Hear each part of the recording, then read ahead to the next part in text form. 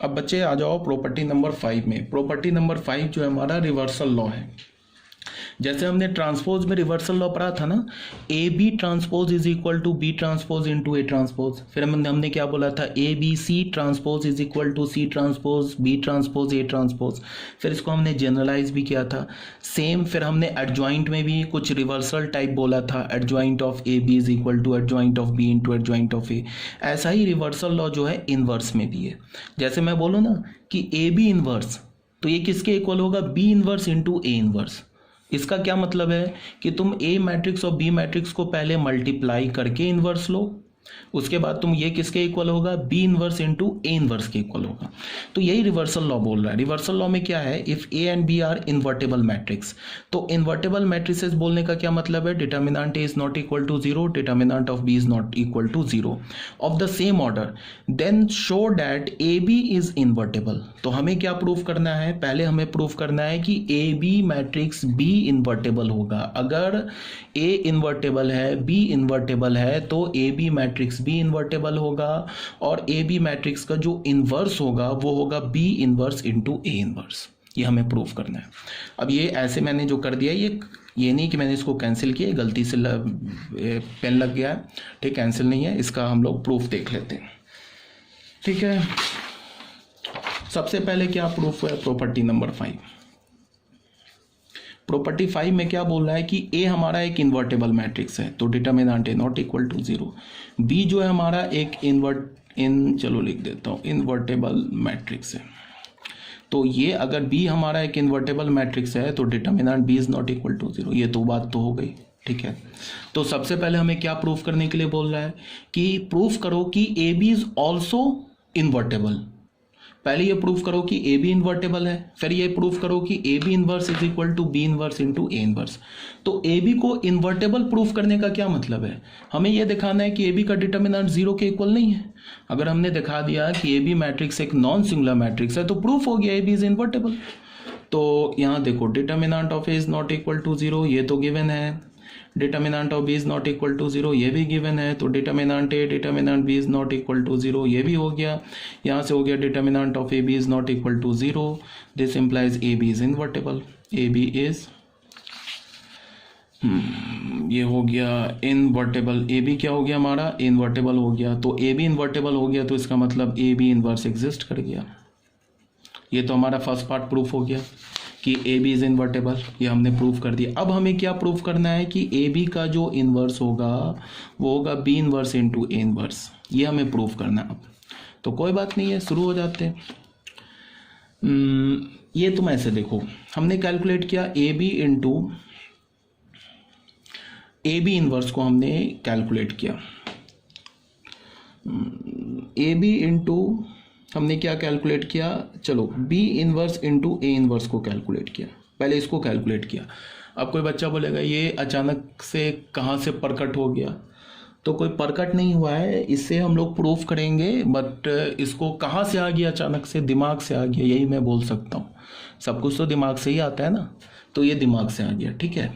तो इसके लिए इसको हमने ले लिया, ठीक है। अब इसमें एसोसिएटिव रूल लगा लिया। तो इसको हमने क्या बोला, ए, ये बोला बी इंटू बी इनवर्स, इसको बोल दिया इंटू ए इनवर्स बोल दिया। तो बी इंटू बी इनवर्स क्या हो जाएगा, ए, ये आई हो जाएगा इंटू ए इनवर्स।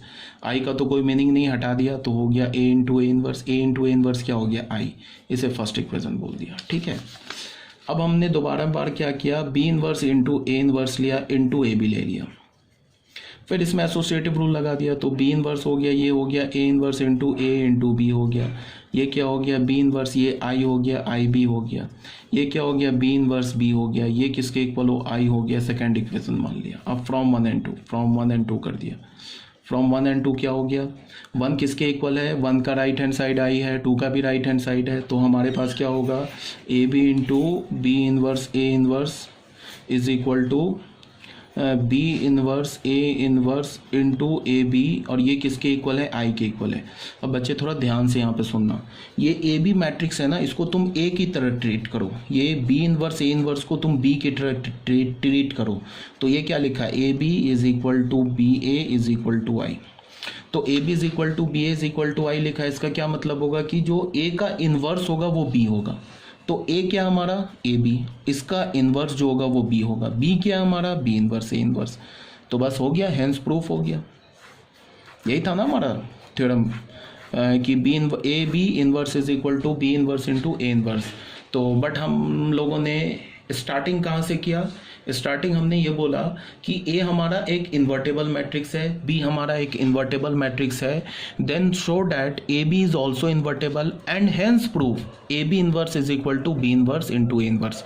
तो हमने कैसे प्रूफ किया, हमने प्रूफ किया कि सबसे पहले हमने क्या बोला कि ए एक इन्वर्टेबल मैट्रिक्स है तो determinant is not equal to zero, B एक इन्वर्टेबल मैट्रिक्स है तो determinant B is not equal to zero. तो अगर ए का डिटर्मिनेंट जीरो नहीं है, बी का डिटर्मिनेंट जीरो नहीं है, तो A determinant of A into determinant of B भी जीरो नहीं है, तो इसका मतलब डिटर्मिनेंट ऑफ ए बी भी जीरो नहीं है, इसका मतलब कि ए बी इन्वर्टेबल है। ये हो गया। उसके बाद सबसे पहले हमने ये आइडेंटिटी लिया, A B into B inverse into A inverse is equal to A into, यहाँ पे एसोसिएटिव रूल लगा लिया, तो ये क्या हो गया आई, फिर आई को हटा दिया तो ये फिर ए इंटू ए इन्वर्स हो गया जो कि आई के इक्वल हो गया। फिर हमने इसको पलट के ले लिया, फिर यहाँ पे एसोसिएटिव रूल लगा दिया, इसको हमने सेकंड इक्वेशन मान लिया, ये भी आई के इक्वल है, ये भी आई के इक्वल है, तो from 1 and 2 left hand side equal कर दिया। तो ये क्या लिखा है, A into B is equal to B into A is equal to I, तो ए का इन्वर्स बी हो गया, ए किसके इक्वल है, बी के इक्वल, बी किसके इक्वल है, बी इन्वर्स ए इन्वर्स के इक्वल। अब ये इतना क्या हमने प्रूफ कर दिया। अब फिर कोई बच्चा बोलेगा कि सर इसको याद कैसे रखेंगे, ये तो बहुत टफ आप प्रूफ कर रहे हो, समझ में नहीं आ रहा है, कंफ्यूज्ड हो गए।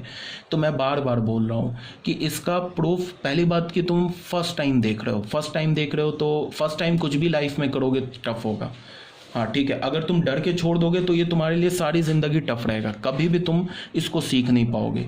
तो इसका मेरा पहला आंसर क्या होगा, कोई बच्चा बोल रहा है कि बहुत टफ लग रहा है, तो पहला आंसर क्या होगा कि इसको तुम 2-3 बार पढ़ो। पहली बार पढ़ोगे तो तुमको सबसे ज़्यादा मैक्सिमम टफ लगेगा, दूसरी बार पढ़ोगे तो और थोड़ा कम लगेगा, 2-3 बार तुम पढ़ लोगे ना तो तुम लगेगा अरे ये तो बहुत ईजी है, क्या किया हमने, पहले ए बी लिया, इसको ऐसे कर लिया, आई कर दिया, फिर यहाँ उलट के ए बी कर दिया, इसको आई कर दिया, इक्वेट करके इन्वर्स कर दिया, तुम ऐसे बोलोगे इसमें कौन सी बड़ी बात हो गई, ठीक है। फिर तीसरी बात मैं क्या बोल रहा हूँ कि प्रूफ तुम्हें याद ही नहीं रखना है, बार बार मैं बोल रहा हूँ कि प्रूफ नहीं याद रखना है, हमें प्रॉपर्टी याद रखनी है। तुमको प्रूफ मत याद करो, प्रॉपर्टी याद रखो। प्रॉपर्टी जो है, प्रॉपर्टी पे बेस्ड क्वेश्चन आएगा। प्रूफ तुमको ना ही जेईई मेंस में पूछेगा, ना ही एडवांस में पूछेगा, और ना ही बोर्ड में पूछेगा। तो तुम्हें प्रूफ, लेकिन एक बार प्रूफ खुद से कर लेना, लिख लेना, तो उससे तुम देख नहीं रहो कि जब हम प्रूफ कर रहे हैं तो हम लोग सारे जितने भी मैट्रिक्स की हमने प्रॉपर्टी पढ़ी है वो सारे प्रॉपर्टी यूज़ हो रहा है, तो तुम्हें जो भी जो प्रॉपर्टी है वो तुम्हें याद हो जाएगा। तो एक बार खुद अपने हाथ से लिख लेना प्रूफ, ये नहीं कि सुन के छोड़ दिया। और फिर लास्ट बात क्या कि ये जो प्रॉपर्टी नंबर 5 है ये एनसीईआरटी का प्रॉपर्टी है जो तुम्हें याद रखना है, एनसीईआरटी का प्रॉपर्टी है। आई थिंक मेरे पास अगर बुक पड़ी है तो मैं तुम्हें दिखा दूँ, हाँ बुक मिल गई तो मैं तुम्हें दिखा दे रहा हूँ। ये जो है ना, ये बेटा एनसीईआरटी का प्रॉपर्टी है, देख लो। एनसीईआरटी बच्चों की बुक रहती है, उस रह जाती है। किसी को एनसीईआरटी बुक चाहिए होगा तो बोल देना, मेरे पास 10-12 बुक पड़ी है 11th की भी, और 10-12 बुक पड़ी है 12th की भी। मैं हमेशा सोचता हूँ या तो बच्चों को बांट दूँ या तो फिर लाइब्रेरी में दे दूँ, पड़ी है मेरे पास। तो अगर किसी को चाहिए होगा तो ले लेना, जब ये खुलेगा ना हम लोग क्लास में आ जाएंगे, 1-to-1 हमारी क्लास होगी फेस टू फेस, तो ये ले लेना बुक अगर चाहिए होगा तो, ठीक है। देख लेते हैं, कहीं पे शायद लिखा हुआ है ये प्रॉपर्टी, मैंने देखा है इसको, 1 मिनट। नहीं है, ऐसा कैसे हो सकता है यार, आई थिंक ये प्रॉपर्टी है, नहीं है तो कोई बात नहीं है इसके लिए। हाँ ये देखो मिल गया, वही तो बोल रहा हूँ ना, ये लिखा है ना, इफ़ ए एंड बी, देख लो बच्चे, नहीं दिख रहा है तो यहाँ देख लो, दिख रहा है ना, if A and B are the invertible matrices of the same order then A B inverse is equal to B inverse A inverse. तो ये बच्चे प्रॉपर्टी है, ये एनसीईआरटी का प्रॉपर्टी मेरे दिमाग में था, ठीक है। तो इसको रट्टा मार जाना, ये ऐसे प्रूफ दे रखा है, इसको रट जाना, एनसीईआरटी है। अब एनसीईआरटी सुन के तुम्हारे दिमाग में बोर्ड आ गया, तो बोर्ड के लिए तो तुम करोगे ही, बोर्ड नहीं करोगे तो फिर तो कहीं के नहीं रहोगे, ठीक है। तो रट जाओ।